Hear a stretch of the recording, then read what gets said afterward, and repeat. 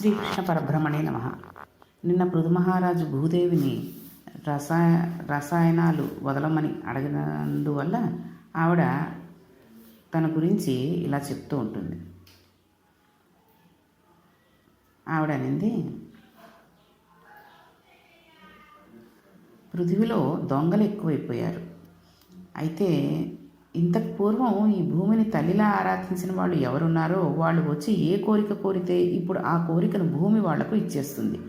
అందుకే ఏ పని చేసినా భూమి పూజ చేసి మొదలు పెడతారు తప్ప సైన్స్ అండ్ టెక్నాలజికల్ అడ్వాన్స్మెంట్ అనే పేరుతో ముందుకు వెళ్ళడం ఈ దేశానికి తెలియదు. అంటే పూర్వం తెలియదు, కానీ ఇప్పుడు అందరూ అలాగే చేస్తున్నారు. ఆ పేరుతో మనం భూమి దగ్గరికి వెళ్ళామనుకోండి, there can be a slip between cup and lip. ఈశ్వరుడు మరల ఉపద్రవ రూపంలో వచ్చి తీసుకువెళ్ళిపోతాడు. తీరా కోతకు వచ్చినది భూమిలో కలిసిపోతుంది. ఎందువలన? భూమి పట్ల మనకు ఆరాధనాభావం కన్నా దిక్కుమాలిన మేధాశక్తితో ఏదో చేద్దామనుకోవడం, ఏది ఆపరా చూద్దామని ఒక పెద్ద తుఫాను వచ్చిందనుకోండి, ఏమిటి చేస్తాడు? ఏమీ చేయలేరు మనుషులు. పంట నష్టాన్ని తర్వాత అంచనా వేస్తారంతే. కాబట్టి ఇటువంటి పిచ్చి పిచ్చి పనులు చేయవద్దని భాగవతం మనకు నేర్పుతోంది. ఎవరు భూమి వల్ల నమస్కారం చేసిన మహాపురుషులు ఉన్నారో వాళ్ళని చూస్తే భూమి పరవశించిపోతుంది.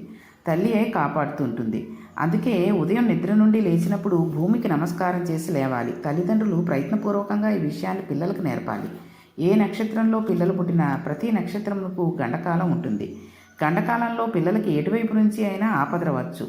మనం రక్షించలేం, భూమాత రక్షించాలి. అందుకని తల్లిదండ్రులు పిల్లలకు ఒకటి నేర్చుకోవాలి.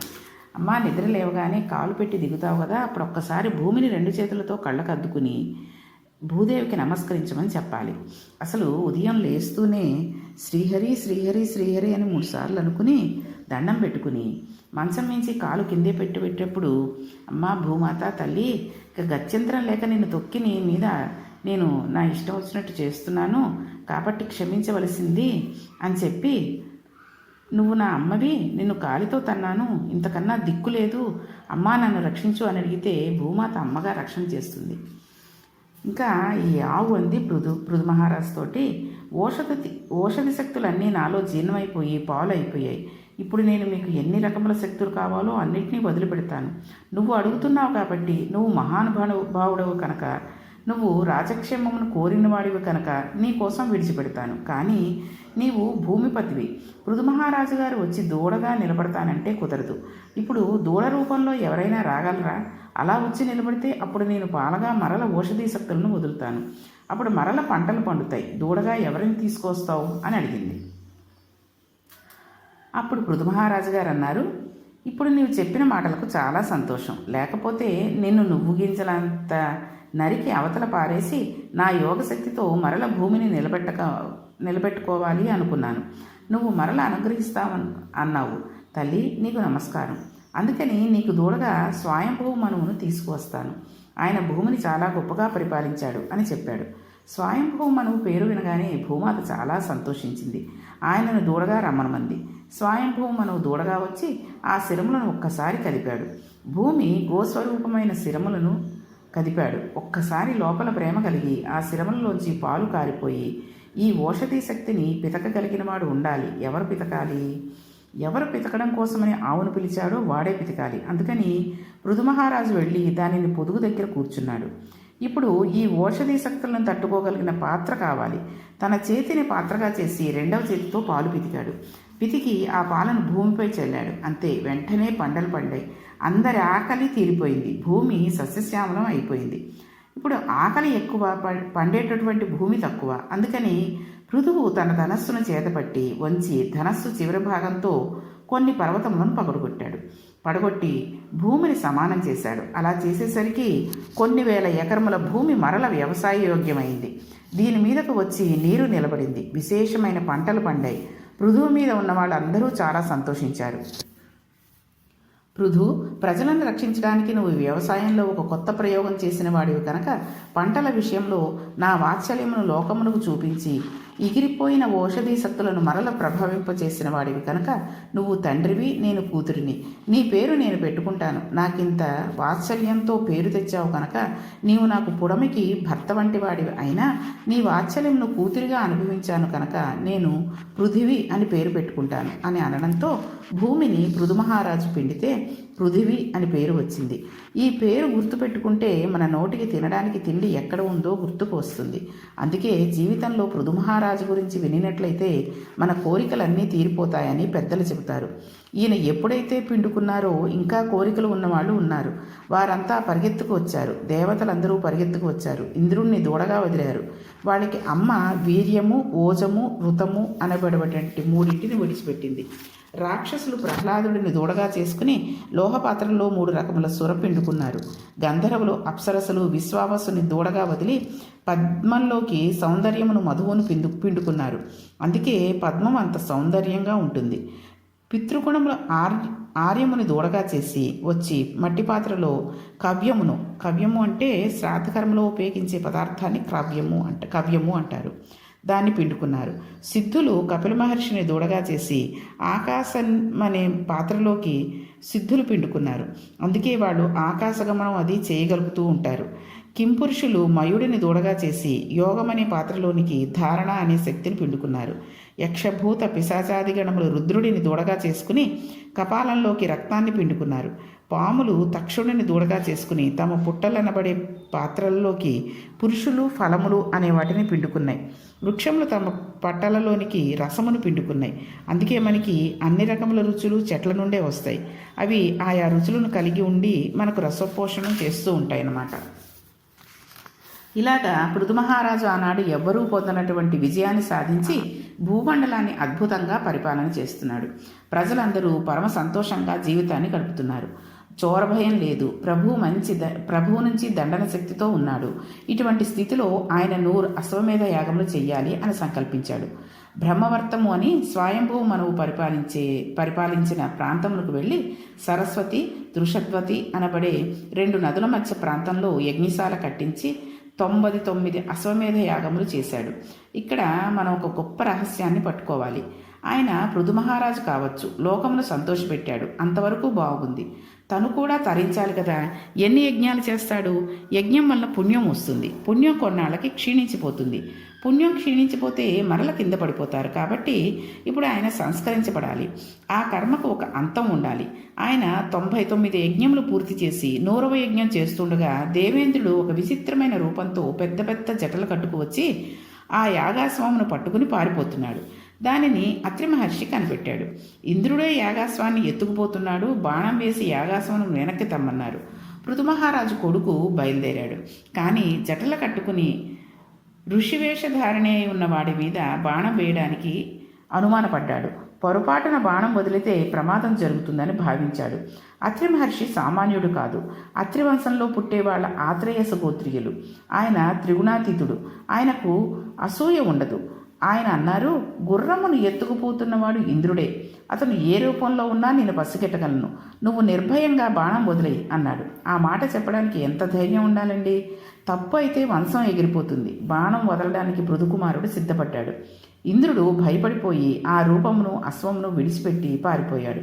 అప్పుడు పృథుకుమారుడు గుర్రమును తీసుకుని వచ్చి వెనక్కి వచ్చేశాడు.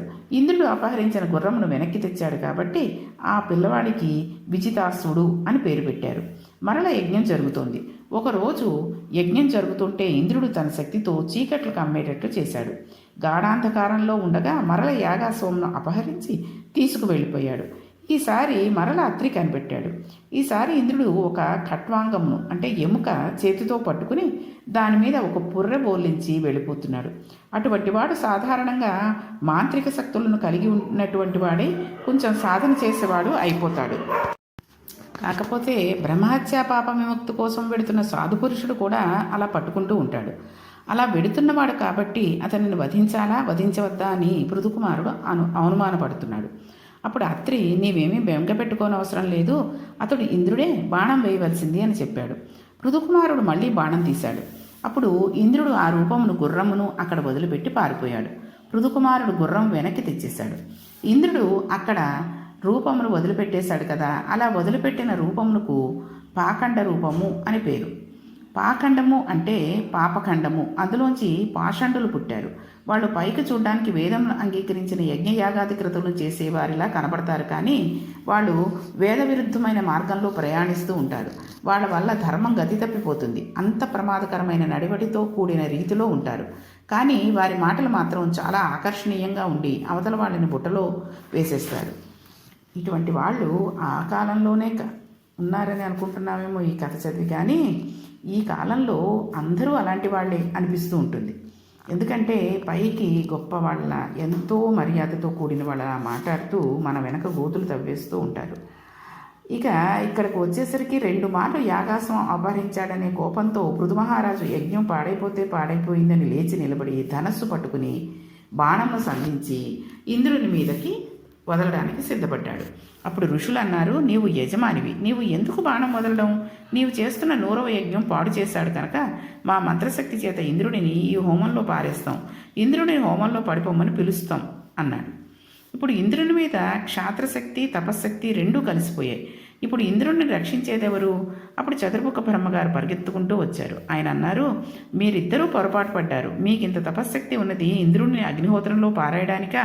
పృథు, నీకింత క్షాత్రశక్తి ఉన్నది ఇంద్రుణ్ణి బాణం వేసి సంహరించడానికా? మీరిద్దరూ చేసింది పొరపాటే అన్నారు. అదే సమయానికి ఆశ్చర్యకరంగా సభలోకి పూర్ణాశతో శ్రీ మహావిష్ణువు వచ్చారు. వస్తే పృథువు స్తోత్రం చేసి నమస్కరించాడు. స్వామి, గరుడ వాహనం దిగారు. పృథు మహారాజు జీవితంలో ఇది పెద్ద మలుపు. స్వామి అన్నారు, పృథు, ఇప్పటికి నీవు 99 అశ్వమేధ యాగాలు చేసావు, ఇంకొకటి చేస్తావు. ఏమవుతుంది? సంఖ్య పెరుగుతుంది, 100 అవుతుంది. 100 చేయడానికి 99 చేయడానికి ఏదైనా తేడా ఉందా? ఇలా జరిగిపోతుంటే ఈ కర్మకు అంతం ఏమైనా ఉంటుందా? 99 అశ్వమేధ యాగాలు చేసి నీవు ఏమి తెలుసుకున్నావు? నీకేమీ తెలియలేదు. ఇంద్రుడు అడ్డు వచ్చాడు కాబట్టి ఆయనని చంపి అవతల పారేస్తానంటున్నావు. అంటే నీకు దేహాత్మాభిమానం ఉండిపోయింది. నీ కొరకు నీవు చేసే పనిని ఒకటి ఉంది, దానికి అడ్డు వచ్చినవాడు నావాడు కాదు, వాణ్ణి చంపేద్దాం అని అనుకున్నావు. ఇలా చేసిన కర్మలు ఎన్ని కర్మలు చేస్తే అంత శుద్ధి ఏర్పడినట్టు? ఎన్ని అశ్వమేధ యాగాలు చేస్తే ఫలితం ఏమిటి? మనిషి దేహాత్మాభిమానాన్ని గెలవాలి. కర్మ దేని కొరకు? లోపల యోగ్యతా సిద్ధిని పొంది ఈశ్వరుడిని ప్రతిష్ఠ చేయాలి. నీవు ఇప్పుడు ఇంద్రుడు యాగాశ్వము అపహరించి 100వ యజ్ఞం జరగకుండా చేయడంలో ఏ ఈశ్వరాజ్ఞ ఉన్నదో అని నమస్కరించి ఇంద్రుడిని విడిచిపెట్టి ఉంటే నీవు బ్రహ్మజ్ఞాని అయిపోదువు. ఇంద్రుడి మీద బాణం వేయడంలో దేహం మీద ఆత్మాభిమానంతో కిందకి పడిపోయావు. ఎందుకు 99 అశ్వమేధ యాగములు? అందుకని ఇంద్రుని పట్ల క్రోధం పెంచుకోవడం కాదు, అతడు అలా ఎందుకు చేశాడో నీవు గుర్తించావా? నీ యందు జ్ఞానం కలగాలని అది జరిగింది తప్ప ఇంద్రుడు నీ యందు అమర్యాదగా ప్రవర్తించలేదు. కానీ అతని చర్య పైకి దోషంగా కనబడుతోంది. అందుకని ఇంద్రునితో స్నేహం చేయి. నీవు బాణం వేయవలసినది ఇంద్రుని మీద కాదు. నీకు బోధనం చేయడం కోసం ఇంద్రుడు విడిచిపెట్టినటువంటి రూపం నుండి అప్పుడే పాషండులు పుట్టి పాషండ మత వ్యాప్తి చేస్తున్నారు. వారి మాటలను విని సంతోషపడిపోయి వేల కొద్దీ జనం పాషండలు అయిపోతున్నారు. ఇప్పుడు నీవు నీ బాణం పట్టుకుని ఆ పాషండ మతమును నాశనం చేయి అని చెప్పాడు. వెంటనే పృథువు ఇంద్రునితో స్నేహం చేసి పాషండలను ఎలా చేశాడు, ఆ తర్వాత ఎటువంటి పూజలు నవవిధ భక్తులుగా ఏ రకంగా చేశాడు, పూజా ఫలితాన్ని ఎలా పొందాడు అనేటువంటి విషయాలన్నీ కూడా రేపటి పారాయణంలో తెలుసుకుందాం. శ్రీకృష్ణ పరబ్రహ్మణే నమః.